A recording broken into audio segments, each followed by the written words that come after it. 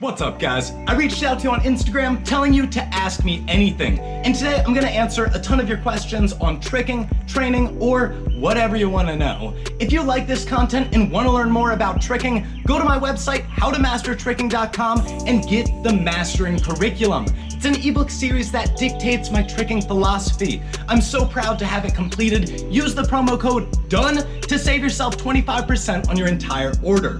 But with that said, I'm gonna answer a ton of questions. Thank you so much for sending in the question, and I have a ton of advice. First and foremost, 1 week is nothing. If you are struggling with your backflip and you haven't learned it for a week, a month, 6 months, that is perfectly normal. I've known athletes who have taken years to get up the courage and to condition their body from what it was before into what it needs to be to do a backflip. So if you're struggling with it and you feel like you're down because you've been trying the backflip for a week and you can't get it, a week is nothing. Keep training. And if you're struggling with the backflip, don't train the backflip, because it's just gonna lower your motivation if your body isn't ready and you don't know what you're doing. Train the macaco, do some backwards rolls, maybe train the back handspring or other backwards flipping tricks that have a little bit more support and safety before YOLOing it and doing the backflip. I love the enthusiasm and I think you can learn tricking, and I don't think you should be down on yourself just because you're struggling to learn the backflip and you've put your time limit at a week. Give yourself time, be patient. If you haven't learned the backflip in a year, then yeah, there's something seriously wrong and you might want to look at it and how you're approaching the trick. But just be patient and don't focus on the backflip. Don't put the backflip on a pedestal. Do backwards rolls, do macacos, do far lower level tricks that have lower risk that you can scale up to eventually then do the backflip. A lot of people start by learning the backflip, and I think it's an awful trick to start with. Start with the macaco, start with dive rolls, tricks that are fun, easy, and don't have a high level of risk. My main tool for conditioning tricking is simple calisthenics. I talk about this a lot in the Mastering Curriculum, but if you're new to tricking and you want to gain the strength and the ability to do tricking skills, you can just do that by moving your body. Doing push-ups will strengthen your arms and your chest, doing squats will help you condition your legs, and as you progress in tricking, you can scale up your exercises. Like at this point, I do handstand push-ups because I just need that to actually train my arms, and I'll do pistol squats because it puts all my weight on one leg. Of course, the more tools in your tool belt, the better. I'll go out, I'll jog, I'll go rollerblading, I might play basketball. I will do a ton of different things to train that aren't necessarily tricking, just to cross-train. And if I'm ever injured, I'll use weight training and specific exercises to help condition and recover that part of my body. That said, for the bulk of my training, I just do simple calisthenics. I really like this question, and I don't think there's a wrong answer.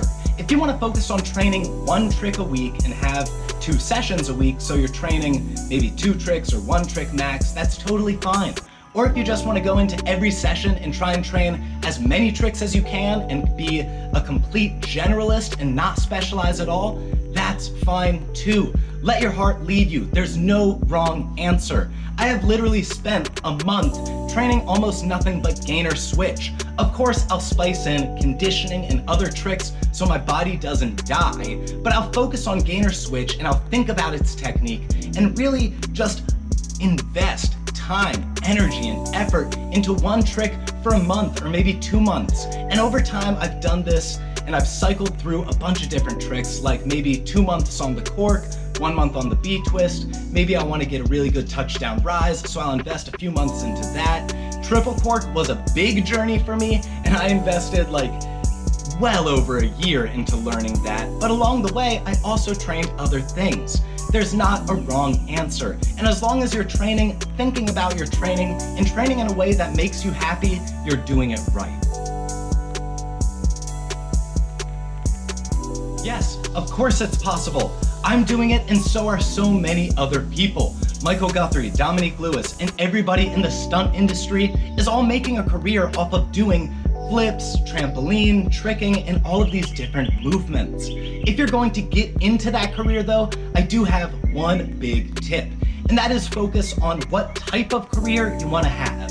Personally, I'm more of an entrepreneur. I like making my own career, so I release products and I'm self-employed for the most part. But there are other athletes who just become sponsored and use their skills to get people to sign up for other products. And through that, they're able to fund their lifestyle.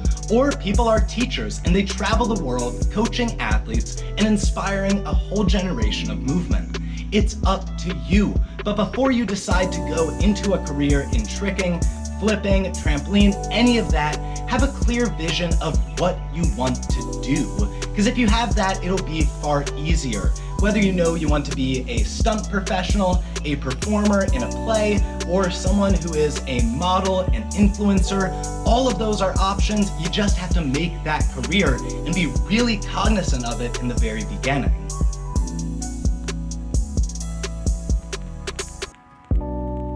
Honestly, I had a rough journey when it came to swings. They did not come natural to me at all. Before tricking, I had a strong background in gymnastics and tumbling, so I was really used to going on axis with my flips going right overhead, and I was used to punching off the ground with 2 feet. If you're going to be doing off-axis swing tricks like the cheat gainer or the cork, the kinematics are way different. You have to swing your leg to give you that backwards flipping momentum instead of getting it all from your core, going from that hollow body to the arched body position. It just felt weird to me, so I had to train them a ton. Gainer switch felt a little bit more natural. That was the one that kind of felt most comfortable for me.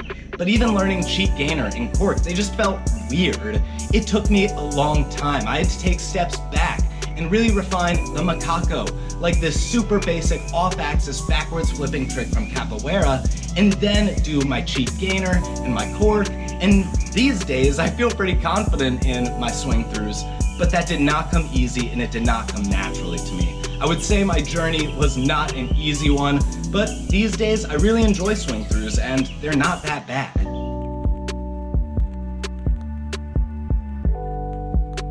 I'm not gonna answer this here because you can figure it out.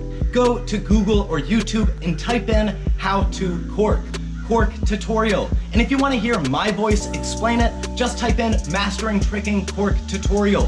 You'll find all of my videos. I've made literally 3 or 4 different videos just on the cork, explaining the progression, how the trick works from an academic perspective. Of course, you might need more training and your body might not be ready to do it. But if you want to understand how a trick works from an academic level, just Google it, look it up. And that goes for any trick. B-twist, Gumby, touchdown rise, cork, cheat gainer. I've made tutorials for all of them. So if you guys are struggling and want to learn those tricks, just look it up on YouTube. Trust me, my videos will come up.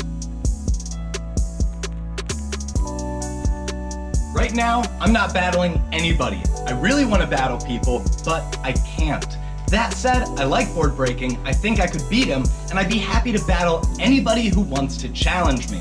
Right now, I'm not traveling, I'm not competing, I don't want to do any sort of online competition, I'm just training, and I'm getting better, and I'm happy to show my skills and put them against other people, but not right now. We have some time to wait, but in the future, I do want to battle people, and I do just want to show how good I've gotten at tricking and how good other people are. I love the competitive one-upsmanship that comes with traveling and going to gatherings, but right now, because of Corona, none of that's happening. But in the future, I'd love to.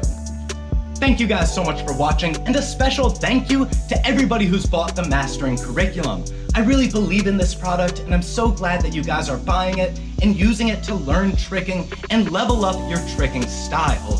Seriously, thank you so much from the bottom of my heart. None of this would be possible without your support. And guys, if you like this video, leave me a comment down below. If you were to answer any of these questions, what would you say? I love getting questions sent to me and I'm happy to answer them, but I always wonder about other people's perspectives. That's why I love sharing it, and I'm happy to hear your thoughts in the comments down below. Thank you guys again, and please have a lovely day.